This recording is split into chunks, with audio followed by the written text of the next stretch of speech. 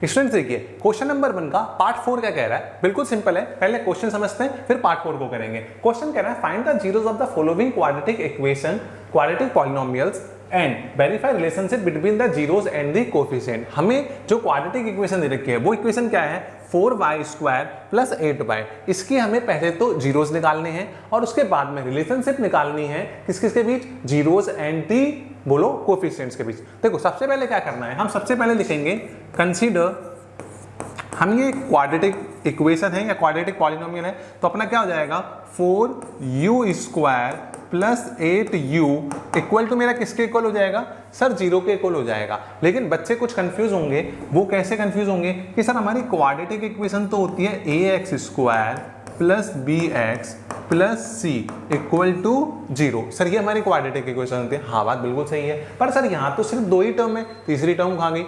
बिल्कुल सिंपल है, देखिए अगर कभी क्वाड्रेटिक इक्वेशन के लिए सबसे इंपॉर्टेंट कंडीशन होती है कि पावर कितनी होनी चाहिए 2 वाली, ये कंपलसरी है।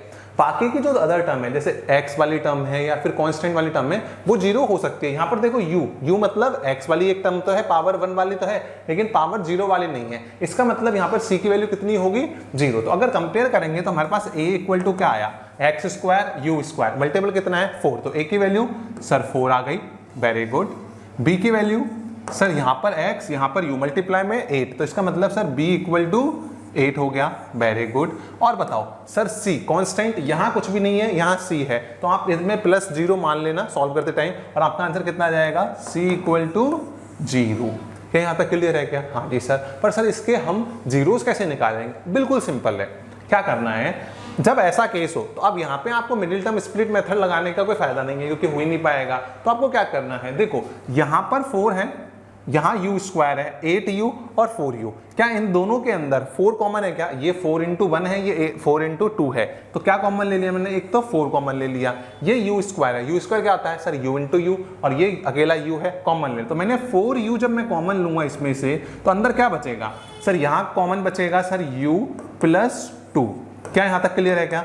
Equal to 0। अब मैंने आपको क्या बताया है, यहाँ पर देखो 2 टर्म्स है अपने पास में, एक तो 4u है, एक u प्लस 2 है। मैंने क्या करा 4u को यहीं रखा, u प्लस 2 को नीचे डिवाइड में भेज दिया, तो 0 अपन u प्लस 2 क्या होता है सर, 0 में किसी का डिवाइड करते हैं तो 0 आता है, तो 4u इक्वल टू क्या आ गया सर 0।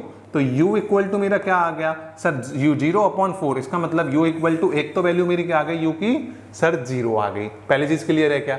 हाँ जी सर। अब दूसरा case sir u plus 2 equal to क्या हो जाएगा 0, वेरी गुड। 2 को उधर भेज दो तो u equal to sir u equal to -2। इसका मतलब मैं आपको पहले बता चुका हूं कि ये जो मेरी x u या जो भी टर्म है अपने को, वेरिएबल कुछ भी हो सकता है, कोई टेंशन नहीं है, इसकी जो वैल्यू होती है, 2 वैल्यूज आती है क्वाड्रेटिक केस में, इन्हें ही क्या बोलते हैं, ये मेरी किसकी वैल्यू है सर, ये मेरी अल्फा की वैल्यू है और ये मेरी सर बीटा की वैल्यू है। यहाँ तक क्लियर है क्या? हाँ जी सर। अब आगे की साइड देखो, मेरे पास अल्फा क्या आया सर 0, एक अल्फा तो 0 आया, और बीटा क्या आया सर -2 आया। अब यहां से एक चीज समझना इंपॉर्टेंटली, वो क्या है बोलूं, देखो हमें क्या करना है, इसको वेरीफाई करना है। तो वेरिफिकेशन के लिए हमें क्या करना पड़ेगा, वेरिफिकेशन के लिए हमारा पहला वेरिफिकेशन रूल क्या होता है sir, sum of zeros equal to sum of zeros equal to alpha plus beta. Clear है क्या? हाँ जी सर। अल्फा कितना है सर 0, बीटा कितना है सर -2, तो सॉल्व करने पे क्या बना सर -2। पहली चीज क्लियर है क्या? ये क्या आया मेरा LHS आया।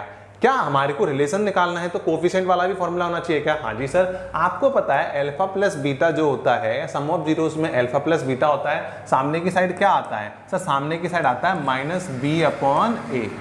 क्लियर है क्या? हाँ जी सर। तो यहां पर देखो माइनस का साइन, b की वैल्यू कितनी है सर 8, a की वैल्यू कितनी है सर 4, दोनों को काटा तो देखो LHS क्या आया मेरा -2 और RHS मेरा कितना आया -2। इसका मतलब क्या हुआ, इसका मतलब मेरा यह हुआ क्या कि भाई मेरा LHS और RHS दोनों एक दूसरे के सर इक्वल है। क्या चीजें क्लियर है क्या? हाँ जी सर। अब देखो इसका सेकंड पार्ट, पहला पार्ट प्रूफ हो गया है या वेरीफाई हो गया है, सेकंड पार्ट क्या होता है सर, सेकंड पार्ट होता है हमारा product of zeros equal to क्या होता है सर, अल्फा डॉट बीटा बोलो इक्वल टू सर हमारा होता है अल्फा की वैल्यू या फिर बोलो तो c अपॉन a। देखो अल्फा की वैल्यू सर 0, बीटा की वैल्यू सर -2, c की वैल्यू कितनी है सर, c की वैल्यू मेरे पास में अभी अभी आई 0 और a की वैल्यू कितनी आई सर मेरे पास 4। क्लियर है क्या? देखो 0 इंटू -2 क्या आया सर 0, 0 अपॉन 4 क्या आया सर 0। तो इसका मतलब मेरा LHS और RHS दोनों एक दूसरे के इक्वल हो गए क्या? ये तो कह रहा है वेरीफाई द रिलेशनशिप बिटवीन बोलो जीरोस एंड द कोएफिशिएंट। तो देखो the A B C are coefficients and alpha and beta are zeros, तो हमारा यहाँ से रिलेशनशिप भी प्रूफ हो गया। ठीक है, मिलते हैं अगली वीडियो, तब तक के लिए धन्यवाद, जय हिंद।